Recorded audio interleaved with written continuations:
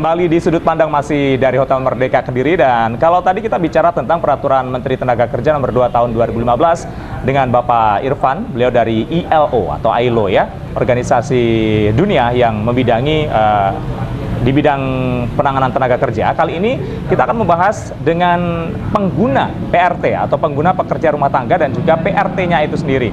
Di sebelah kanan saya ada Ibu Eri. Apa kabar Ibu?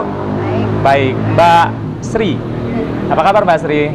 Ya, Mbak Sri ini adalah pekerja rumah tangga dan Ibu Eri ini adalah selaku pengguna jasa dari Mbak Sri. Nah, saya ke Bu Eri dulu. Kalau kita bicara tentang pekerja rumah tangga, sekarang kan sudah diubah namanya, tidak boleh kita menyebut sebagai pembantu rumah tangga, tetapi pekerja rumah tangga, kan seperti itu. Yang ingin saya tahu pertama kali, kenapa Ibu Eri menggunakan jasa dari PRT? Saya menggunakan jasa PRT karena saya merasa kurang mampu menyelesaikan pekerjaan-pekerjaan rumah. Karena ada beberapa usaha yang harus saya kerjakan. Selain juga direpotkan urusan bisnis di luar kota, juga antar jemput anak-anak sekolah, sehingga pekerjaan rumah kurang selesai saya tangani sendiri dan kurang mampu lah. Jadi akhirnya dari dasar itu Bu Eri menggunakan jasa PRT atau pekerja rumah tangga. Baik, kalau melihat PRT itu dari sudut pandang Bu Eri seperti apa sih melihatnya pekerjaan mereka? Kalau menurut saya pribadi, PRT adalah mitra saya yang meringankan tugas-tugas saya dalam hal pekerjaan rumah tangga. Jadi saya menganggap dia bukan suatu bawahan atau apa yang berhak diperintah, tapi dengan kerelaan dia yang mau membantu saya itu sudah cukup bersyukur. Karena tidak semua orang punya kemampuan untuk itu. Jadi keikhlasan untuk itu buat saya itu sebuah karena juga dia bukan mitra buat saya. Ya, itu kalau misalnya ada satu pekerjaan yang tidak bisa Anda dilupakan ke Mbak Sri. Apa saja kira-kira pekerjaan yang biasa dilakukan sama Mbak Sri kira-kira? Kalau selama ini pekerjaan yang dilakukan Mbak Sri di rumah otomatis mencuci baju ya, mencuci baju, setrika baju, bersih-bersih, itu aja, sama masak. Itu saja? Ya. Mbak Sri pulang atau menginap di tempat Bu Eri? Kalau Mbak Sri di rumah memang pulang. Pulang. Jam 7 berangkat, pagi datang, dan selesai pekerjaan semuanya beres baru pulang. Itu pun tidak sampai sore ya Mbak ya, biasanya jam 1 sudah di rumahnya, jam 11 kadang sudah pulang, tergantung berapa banyak pekerjaan yang dikerjakan, begitu ya. Nah, selama ini apa yang sudah Anda berikan kepada seorang Mbak Sri yang sudah dengan ikhlas sukarela membantu Anda menyelesaikan pekerjaan rumah? Hak dan kewajibannya apa kira-kira? Kalau menurut saya, haknya sudah saya penuhi. Apa saja itu? Gaji bulanan? Saya memang tidak tahu rata-rata selama ini gaji berapa, saya mengikuti. Dan libur tiap hari Minggu Mbak Sri libur. Setiap minggu? Iya. Baik, Mbak Sri, kalau melihat dari apa yang disampaikan Bu Eri, betul itu semuanya? Betul. Kenapa Mbak Sri memilih pekerjaan sebagai pekerja rumah tangga? Karena membantu suami dan juga biar mencukupi kebutuhan rumah tangga. Tidak ada pekerjaan lain yang bisa dikerjakan selain pekerja rumah tangga? Ya, pilihan saya bekerja. Sebelumnya, sebelum menjadi pekerja rumah tangga, apa pekerjaan Mbak Sri? Di rumah atau? Di rumah saja? Di rumah ya, ini seadanya. Ladang. Oh begitu. Maksudnya sebelum Anda bekerja sebagai pekerja rumah tangga, sebelum mengikut Bu Eri, itu apa pekerjaan yang dilakukan? Di rumah, Pak. Setiap hari seperti itu? Ya. Kalau ada pekerjaan yang nyuruh ke ladang, ya saya layani. Sebelumnya Mbak Sri, sebelum jadi PRT, apakah pernah mengikuti pelatihan-pelatihan? Nggak ada ya, jadi pekerjaan yang dilakukan juga sama seperti yang dilakukan di rumah, begitu ya. Anda merasa cukup? Hasilnya dinikmati? Ya cukuplah Pak. Anda tinggal di rumah sama siapa? Sama anak suami. Suami. Anak berapa? 1 Anak 1. Suami bekerja? Ya, seadanya. Seadanya juga. Apa itu seadanya? Serabutan begitu? Sama yang dilakukan dengan Anda juga?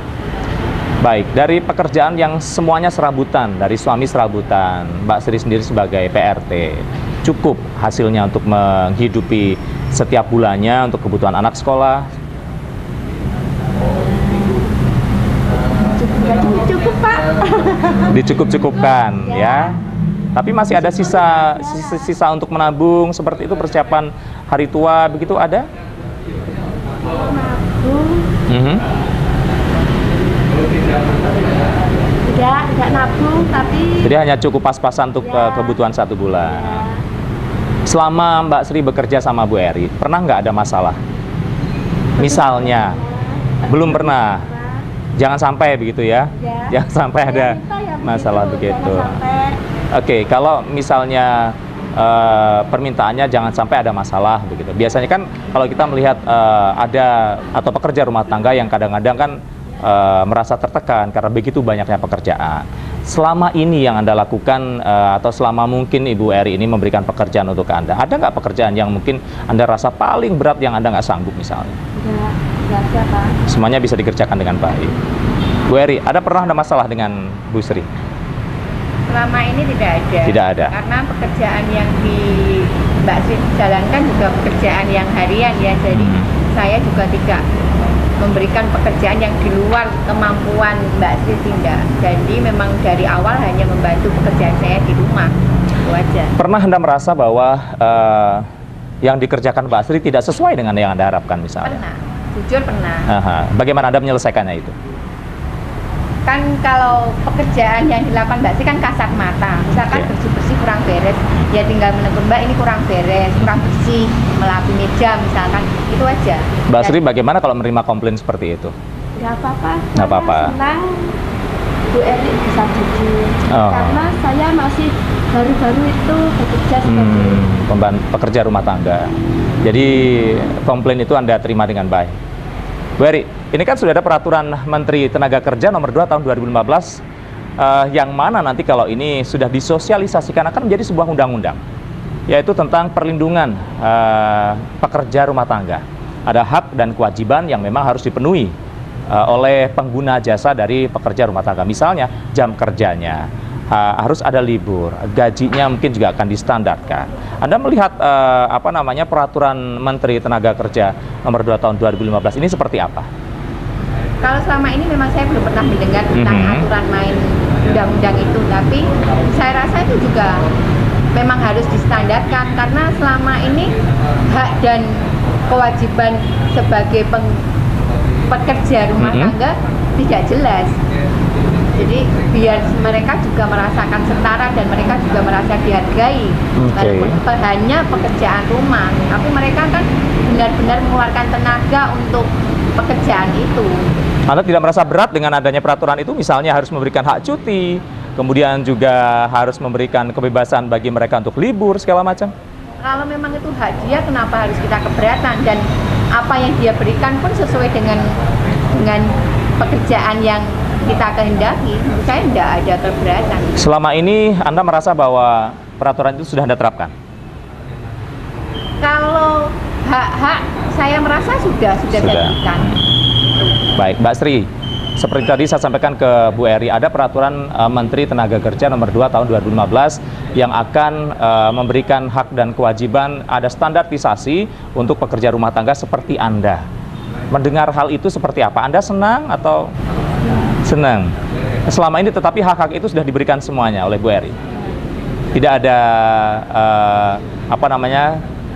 ganjelan apa begitu? Tidak ada. Anda senang ikut Bu Eri? Mau berapa lama ikut Bu Eri? Ya, 2 bulan. Mau sampai berapa lama kira-kira Bu Eri? Kalau Mbak Eri nggak bosan. Oh begitu. Jadi Anda akan tetap mengabdi sama beliau. Bu Eri, kalau menggunakan jasa dari pekerja rumah tangga begitu ya, ada nggak kira-kira niatan Bu Eri untuk tetap berusaha juga untuk mengikuti apa yang harus diberikan oleh peraturan Menteri Tenaga Kerja nantinya? saya akan mengikuti peraturan itu kalau memang sudah diterapkan dan memang harus diterapkan untuk saya akan ikuti itu. Oke, jadi selama ini memang Anda pun sudah paling tidak menerapkan ataupun melakukan sedikit banyak dari yang sudah dibuat peraturan Menteri Tenaga ini ya, tenaga kerja ini. Saya sudah. Oke, atau ada hal-hal yang mungkin ingin Anda sampaikan ke pemerintah berkaitan dengan undang-undang atau peraturan pemerintah ini berkaitan dengan pekerjaan dari bukan hanya Mbak Sri saja, di luaran banyak sekali yang menjadi Mbak Sri yang lainnya. Kalau saya menyambut baik dengan adanya peraturan undang-undangan ini karena menurut saya di luar sana masih banyak orang-orang yang seperti Mbak Sri yang hak-hak dan kewajibannya belum sesuai dan masih diperlakukan tidak adil, tidak manusiawi, justru malah itu menurut saya itu memang harus kita sambut baik dengan adanya undang-undang seperti ini. Bu Eri, sebelum menggunakan jasa dari Mbak Sri, pernah nggak menggunakan jasa orang lain juga untuk membantu urusan keluarga Anda? Saya selama ini memakai memang. Memakai ya, sebelum Mbak Sri juga. Nah, ini kan kita melihat kalau fenomena di Indonesia, khususnya di daerah Kediri kan banyak juga pekerja-pekerja seperti Mbak Sri ini kan yang usianya di bawah umur, ya di bawah 18 tahun.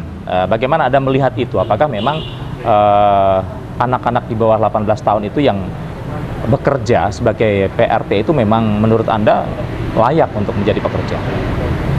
Dulu saya memang pernah memakai PRT yang usianya di bawah 18. Saya sekolahkan tidak mau, saya laskan jahit juga tidak mau, selain bekerja di saya. Karena harapan saya tidak selamanya kamu menjadi PRT dan kamu harus mempunyai keahlian. Tapi memang anaknya yang tidak mau. Jadi menurut saya memang hak dia untuk belajar, untuk mengembangkan menambah ilmu harus kita berikan. Kan tidak seharusnya mereka selamanya menjadi PRT. Tapi apa yang dihasilkan dari anak ini? Apakah akhirnya dia keluar dengan sendirinya atau memang karena tidak mau menerima tawaran dari Bu Eri atau bagaimana? Karena dia keluar dengan sendirinya. Karena diminta untuk menikah sama orang tuanya. Oh betul. Mbak Sri, Anda bekerja di Bu Eri ini atas kemauan sendiri? Seizin suami? Diizinkan sama suami? Diperbolehkan ya? Oke. Kemudian apa tanggapan anak-anak atau anak Anda masih satu ya? SD? Kelas 6 ya? Apa tanggapan anak Anda melihat pekerjaan ibunya sebagai pekerja rumah tangga? Ya, Bapak dia hanya bilang ya, kalau bekerja hati-hati. Oh, anak Anda pun berpesan seperti itu ya? Dan dia akan mengerti kalau suaminya itu.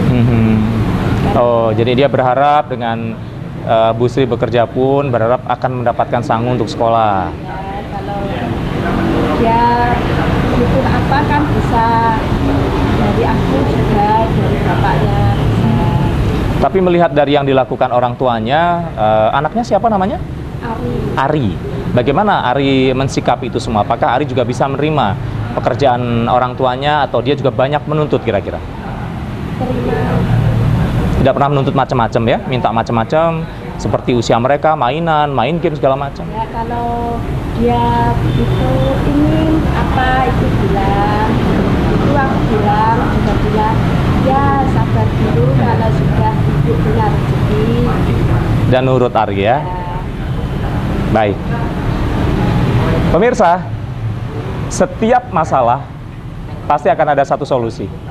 Dan peraturan pemerintah atau peraturan Menteri Tenaga Kerja maksud saya nomor 2 tahun 2015 mudah-mudahan menjadi solusi terbaik bagi Mbak Sri lain di luar sana dan akan lebih menjamin kehidupan mereka.